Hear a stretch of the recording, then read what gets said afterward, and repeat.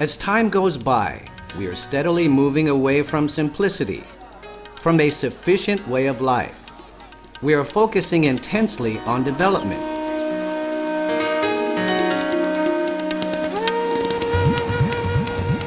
But what are we really trying to achieve? We are rapidly building a society based on technology and creating an abundance of industries, which end up causing economic disparities among an ever-increasing population. As the global population continues to struggle economically, our natural surroundings are becoming increasingly polluted by our own hands. This will remain until the children of today advance into adulthood, and will certainly have a devastating impact on their lives.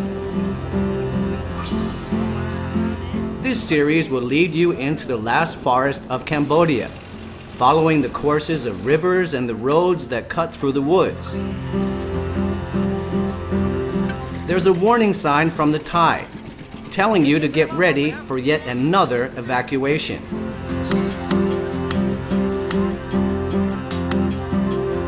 Even in small countries like Brunei, the forest and areas for agriculture are going to be more valuable than oil, which will most likely be depleted in 10 years. There are two separate areas in two ASEAN countries, Cambodia and Brunei, that are a good place for us to start thinking about. Which direction should be taken to make a change for the better in the world?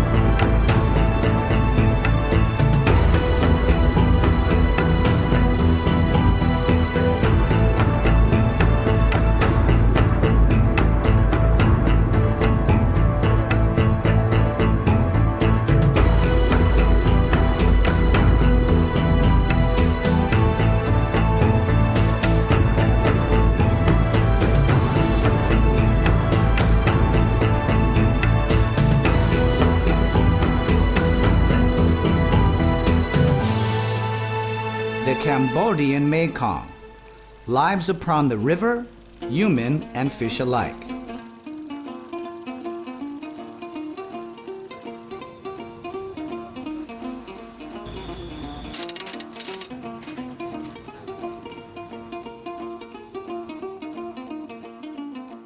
In the northern part of the Mekong River, tributaries flow in many different directions, leaving mounds of visible land that look like tiny islands. These mounds are called dons. This part of the Mekong flows through Satung Train before moving along and across the Laotian border.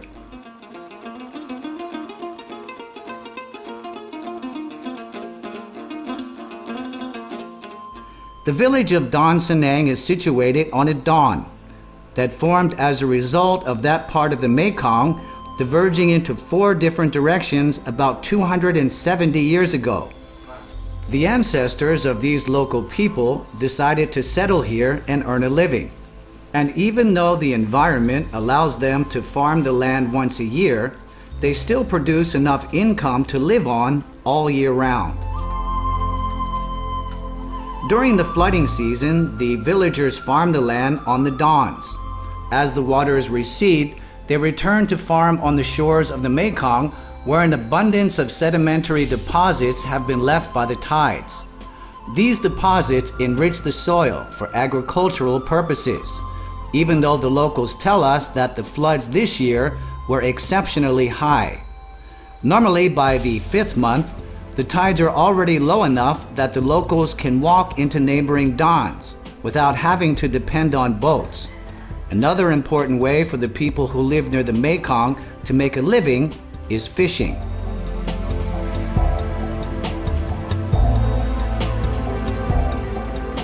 The men have learned how to fish as part of the knowledge that has been passed down from their ancestors. The village elder tells us that in the old days, there were actually more fish than people. Now the fish are definitely in the minority. The fish that are caught here are sold both domestically and to neighboring countries, such as Laos and Thailand. Fish have always been regarded as a gift offered up by the Mekong. The fish that are caught most frequently are cyprinids. The villagers use them to make fermented fish mud, or what are known as pla hok in Khmer language. Some of the catch of the day is preserved in order to build up the local food supply for the times when the locals turn their attention from fishing to farming. For example, when the husband comes home with the catch, it is the duty of the wife to preserve the fish with an extended shelf life that will last throughout the farming season. Devoting the season to farming means that there is less time for fishing, so fermenting the fish is a process that takes place during the dry season. Most families use similar methods of fermentation, even though some families have developed unique ways of making the fermented fish very distinctive and delicious.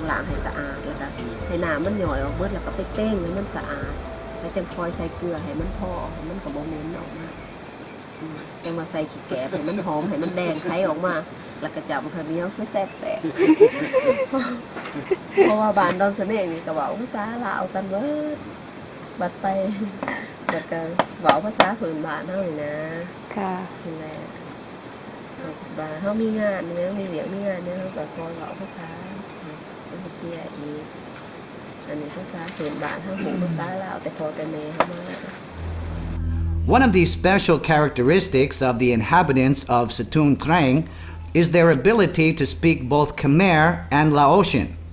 Their skill with languages is a product of the fact that this region used to be part of the Lan Chang Empire of the Champasak from the 18th to the 20th centuries.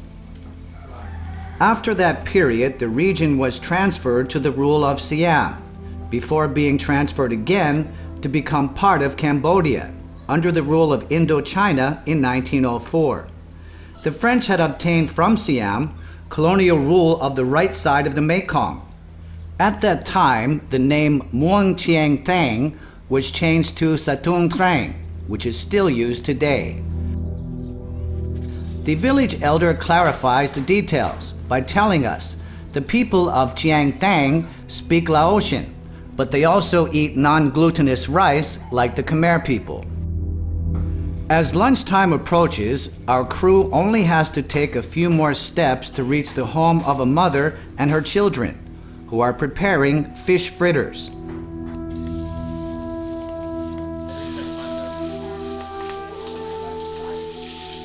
The lady of the house has scaled and gutted the fish that her husband caught in the morning. She has cut the meat off the bones and crushed and blended it with curry paste in a mortar and pestle, which has created a mixture with a very inviting texture and color. Instead of adding just salt, our host uses her very own fermented fish mud to this fresh fish mixture. As concerns grew that the fish population was going to keep declining, some non-governmental organizations encouraged the villagers to keep fish in cement ponds. The NGOs pay for the building of the ponds and the introduction of the different species of fish. But the villagers tell us that they must pay for the food to feed the fish. This is an expense that actually ends up being much higher than catching fish in the river. มันมีป่าคือกำไรอ่างนี้พอเด่นตรงน้ำอ่างนึงเลี้ยงได้จักโตนี่ป้าก็วัดเท่าไหร่นี่ปลาดุกแม่นวะ400บ่เบิดนี่200 2อ่างก็อ่างละ100เนาะ There is only one means of transportation from the village of Don Sanang to the outside world, and that is by boat. This means that the mere task of going to the market for groceries in Satun Trang can be complicated as well as costly. Also, because there are no refrigerators here, the villagers must consume all of their perishable foods in one day. Some villagers have their own methods of preserving food. The electricity used throughout the province of Satun Trang is generated by a dam, which is actually across the border in Laos. Unfortunately, the village of Don Sanang is situated in the middle of the Mekong, and electricity cannot reach these island-like dons. Some of the families with higher incomes can afford to use battery-charged equipment. There are also families who must still resort to the basics by using oil lamps as well as a flashlight to get by at night.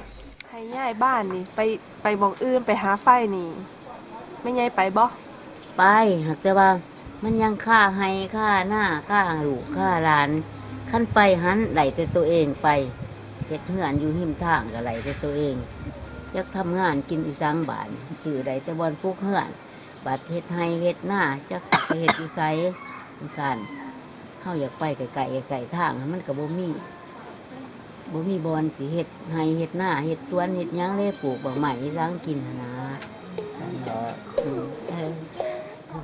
The lives of the villagers have been intertwined with the Mekong River for many generations. Upon experiencing this sense of intimacy and unity, we realize that even though the villagers have every opportunity to experience the modern conveniences of the city, they actually prefer the basic lifestyle they have become accustomed to, which runs according to the natural cycles and seasons. The main concern now is the Satun Trang Dam, which is being built across a main tributary of the Mekong, as well as the Se San 2 Dam, which is being built across the Se San River. The completion of these dams means that the flow of both of these rivers will be obstructed, drastically changing the patterns of the tides.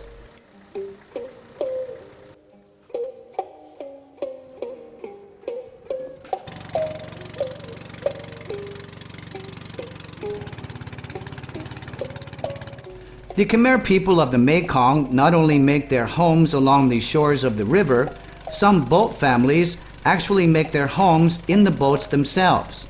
These residents on the river depend upon the mighty Mekong to provide the foundation in their lives, to sail, to eat, and to live.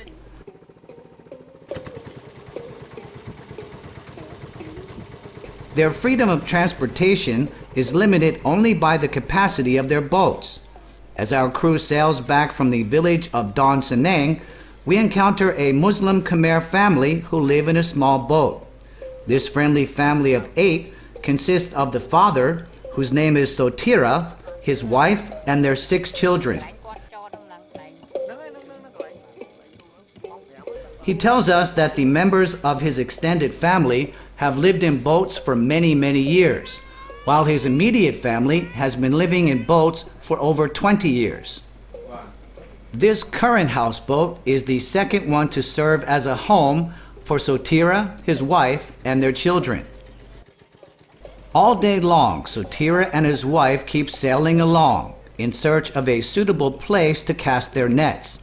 They believe that the number of fish they catch depends on the number of blessings that are bestowed upon them by the gods of fortune. On the days when they catch many fish, they take the surplus fish to the market in Satun Trang and make a profit from their abundant catch. On other days, like today for instance, when they only catch 2 large fish, it is barely enough to feed their family of 8 for the day. As the day draws to a close, the boat people choose a suitable place to anchor, in a resting place that is not predetermined or fixed to any one area. Dropping the anchor and securing the houseboat to the riverbank are tasks and skills of supreme importance. Winds and storms have been known to tear away other families' houseboats from their docking places and sink them.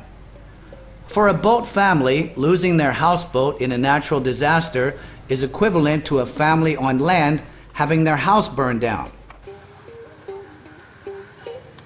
มีเพื่อนบ้านไหมคะหมายความว่าเรือลำอื่นที่อาศัยอยู่บนเรือแบบนี้เหมือนกันมีบึดเนี่ยแต่ตูกตัวเต็งเตี้ยมีเยอะไหมคะมีเชิญได้บุญแกมตูกได้มีประมาณ5-6 ลำ ในละแวกนี้เนี่ยนะคะ ba nơi khổ mà ban tay cái miền tẹt cái tùng thử á ta cái nơi lưỡi tùng á ta tẹt cái miền tùng thử là nhóm ọt rồi แต่เขาอยู่ข้างล่างนี่นะแต่พวกเขาก็จะมีเรือแต่ว่าเขาก็จะมีบ้านของเขาครับอยู่บนบกแต่เขามีเรือก็มีจริงแต่ว่าเขาก็จะมีบ้านของเขาอยู่บนบก มีแต่ครอบครัวเรา แต่ครอบค ที่ รัวลุงนี่เขาก็ไม่มีครับมีแต่เรือนี่เป็นบ้านประจำ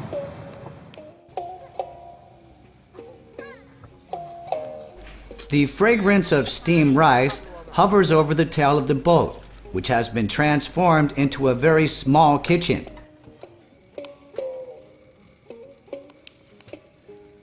Our cook, Kim Hyang, is preparing deep-fried fish, along with spicy and sour fish soup, served with hot rice.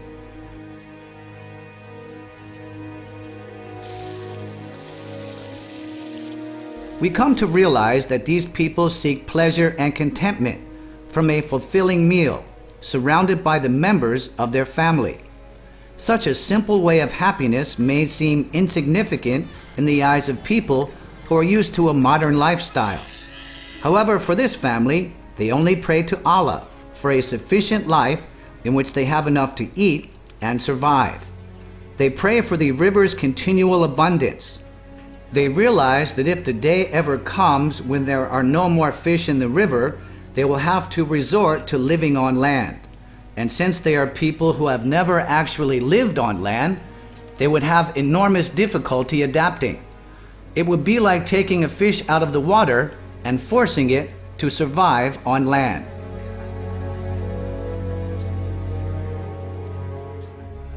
From an aerial view, the Mekong looks like a tree turned upside down. The river's original source is a cascade of melted snow from a distant mountain in Tibet. This little-known source forms the all-giving root system that continuously nourishes the extensively elongated tree. Its divergent branches sprouting leaves and bearing abundant fruit all along the areas that the Mekong flows past.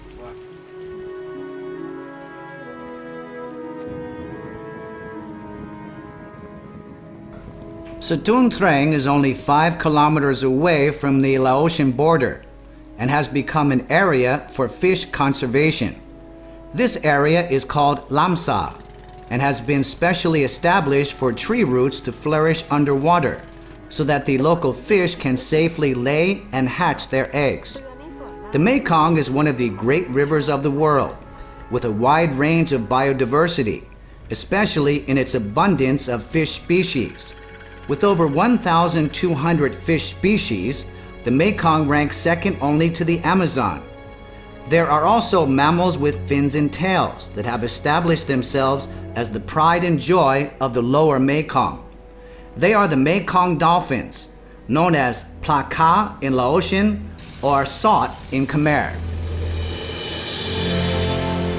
Our next stop is Krajer, home of the Mekong dolphins of Cambodia. We set out in the morning so that we get to see as many dolphins as possible before the area is bustling with tourists. Our guide and skipper, Rositon, tells us there are only 3 dwelling areas where the dolphins can be found in this part of the Mekong. So finding these elusive dolphins can be a very time-consuming experience, which requires a great deal of patience, as well as a healthy dose of persistence. According to the World Wildlife Foundation, the Mekong dolphin population is steadily declining. Our guide, however, remains confident that we will get to see some dolphins. He tells us that over the past 3 years as guide and skipper, he has never once failed to locate the dolphins on his tour. This particular species of dolphin can only stay underwater for 70 to 150 seconds at a time before emerging to take a breath. So the chances of at least seeing a Mekong dolphin are considerably higher than some other types of dolphins that can remain submerged for a longer period of time. Based on a 2013 survey, there are approximately 85 dolphins left in the Mekong River. Rosi Tone tells us that according to his experience in this area, he believes there are only 20 dolphins in the Krajer region.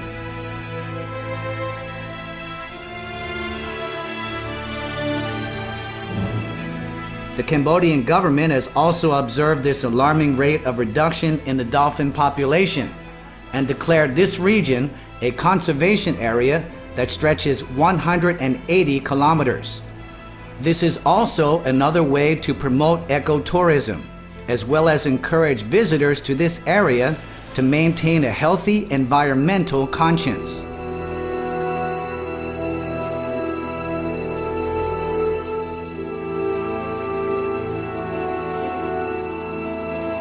มาจากไหนอะคะ มาจากพนมเปญครับ วันนี้มาทำอะไรคะ ไงนี่อมเจยมาเรียนไกลได้อม โกนคือเป็นเมือเศร้า อ๋อลูกๆเขาก็จะไปชมไปดูโดฟิน แล้วคุณยายไม่ไปเหรอคะ อมออนเจยtớiอม แต่ยังมาปลอกเคยคือใครไหนโกนคือใคร เขาไม่ไปเขาเคยเห็นตั้งแต่เด็กๆมา ครูทะเลอันนั้นจำถ้าอ๋อกระไรนี่กระไรนู้นทะเลคือตาเปรียแหลกเรียนหมอคือตาเปรียอะไรเปรียไปเจ๊งก็เจ๊งยังไง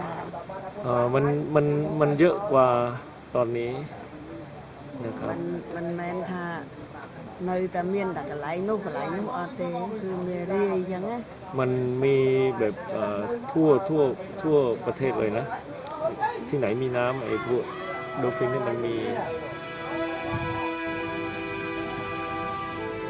Our adventures here have often been bittersweet. It's not just unfortunate that we are losing these environmental treasures at such a rapid pace.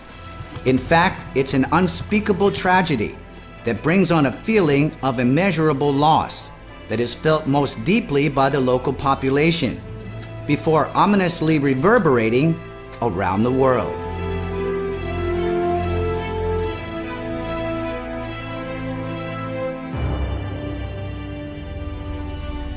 Next week, we'll explore the forest of Ratanakiri, which were once known as some of the most abundant and diverse in the region, as we move further up the smooth and steep slopes of this regional terrain.